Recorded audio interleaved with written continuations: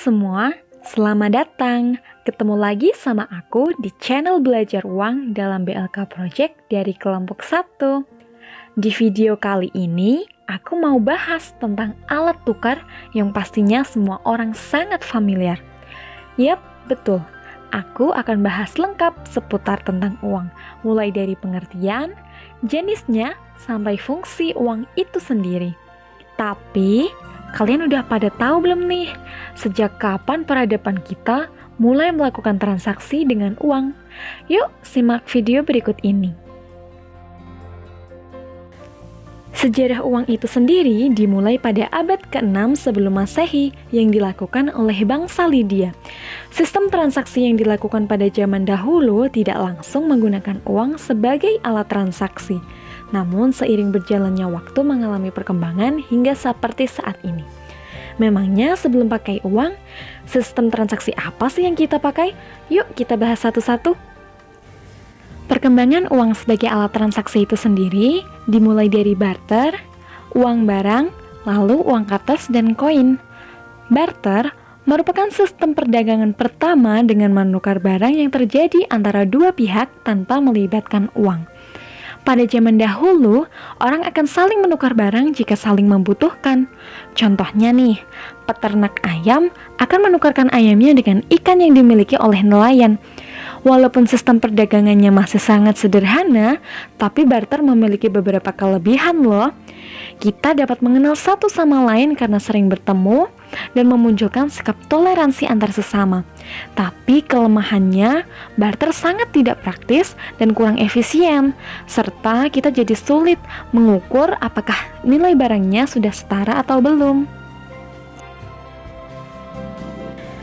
Sistem yang kedua yaitu uang barang. Maksudnya, suatu barang difungsikan sebagai uang dalam transaksi jual-beli.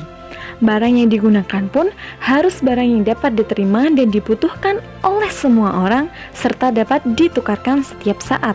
Sebagai contoh, orang-orang Romawi pada zaman dahulu menggunakan garam sebagai alat untuk membayar upah sekaligus alat pertukaran. Tetapi sistem ini kurang efisien dan dapat terjadi penurunan kualitas jika disimpan terlalu lama. Nah, yang selanjutnya adalah sistem yang kita gunakan sampai saat ini, yaitu uang kertas dan koin. Dalam perjalanannya, barter dan uang barang dirasa menyulitkan. Kemudian manusia memakai emas dan perak untuk membuat uang dalam bentuk koin. Nah, uang kertas dan uang logam inilah yang ditetapkan sebagai alat transaksi yang sah di dunia. Dengan adanya sistem ini, transaksi jadi lebih praktis, mudah dilakukan, dan mudah dihitung deh.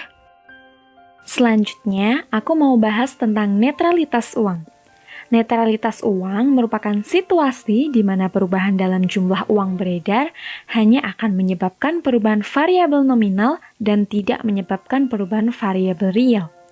Uang dikatakan netral jika uang yang beredar tidak mengubah nilai keseimbangan real dari investasi konsumen, kesejahteraan, atau pendapatan. Aduh, maksudnya gimana sih? Kalian pernah gak sih kepikiran kenapa pemerintah gak nyetak uang yang banyak aja buat dibagiin ke masyarakat miskin? Gini, ketika pemerintah tuh banyak banget nyetak uang, terus uangnya cuma dibagi-bagiin ke masyarakat, jadi uang yang ada di masyarakat bertambah signifikan dong. Nah, ketika masyarakat punya uang, daya beli masyarakat jadi naik, dan tentunya masyarakat akan cenderung menjadi lebih konsumtif.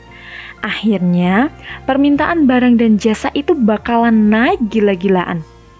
Sementara jumlah ketersediaan barang dan jasa ya segitu-segitu aja. Apa yang akan terjadi?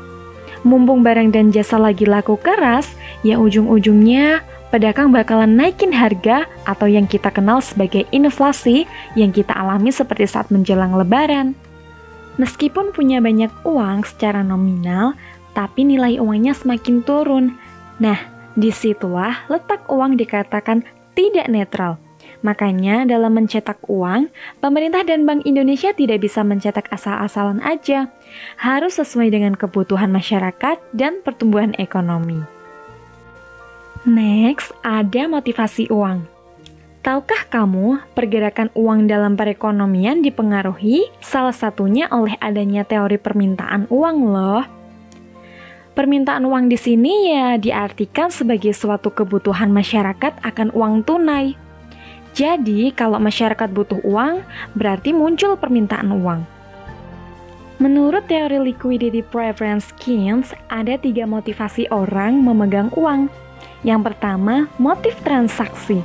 Alasan utama mengapa seseorang memegang uang ya untuk bertransaksi guna memenuhi kebutuhan sehari-hari. Seperti saat kamu membeli jajan, bayar listrik, kuota, dan lain-lain. Yang kedua ada motif berjaga-jaga. Merupakan kebutuhan masyarakat akan uang untuk mengantisipasi kejadian yang tidak bisa diramalkan sebelumnya. Contohnya nih, sebuah perusahaan menyiapkan uang untuk memperbaiki mesin yang tiba-tiba rusak. Yang terakhir ada motif spekulasi. Motif ini muncul setelah permintaan uang dan transaksi berjaga-jaga terpenuhi. Contohnya, uang yang digunakan untuk membeli barang, surat berharga, atau jasa ketika harganya turun, keuntungan akan diperoleh ketika surat berharga atau saham dijual kembali dengan harga yang lebih tinggi. Next, aku mau bahas tentang jenis-jenis uang. Berdasarkan bahannya, seperti yang kalian tahu, jenis uang ada uang logam dan uang kertas. Kalau kalian suka uang yang mana? Kalau aku suka yang warnanya merah tuh, hehehe. Lalu, berdasarkan nilainya, uang ada yang bernilai penuh dan tak penuh. Uang bernilai penuh, ya uang yang nilai bahan pembuatnya sama dengan nilai yang tertera pada uang tersebut. Contohnya secara umum pada uang logam. Yang kedua ada uang bernilai tak penuh, yaitu uang yang nilai bahannya lebih kecil dari nilai yang tertera pada uang tersebut. Contohnya pada uang kertas. Next, berdasarkan lembaga pembuatnya, uang terbagi menjadi uang kartal dan uang giral. Sedangkan berdasarkan kawasannya, ada uang domestik yang hanya berlaku dalam wilayah suatu negara tertentu, lalu uang internasional yang berlaku antar negara. Kebetulan, mata uang yang berlaku secara internasional berasal dari Amerika, yaitu dolar Amerika. Mata uang itu dapat digunakan di seluruh negara. Jadi, kalau kamu lagi jalan-jalan, kamu bisa memakai dolar Amerika untuk bertransaksi di negara mana saja. Terakhir, berdasarkan pertimbangan uang, ada inside money dan outside money. Tak terasa penjelasan seputar uang telah dikupas secara lengkap di video ini. Kalau kamu punya pertanyaan, boleh banget ditanyakan di kolom komentar. Semoga video ini menambah wawasan kamu. Dan sampai jumpa di video selanjutnya.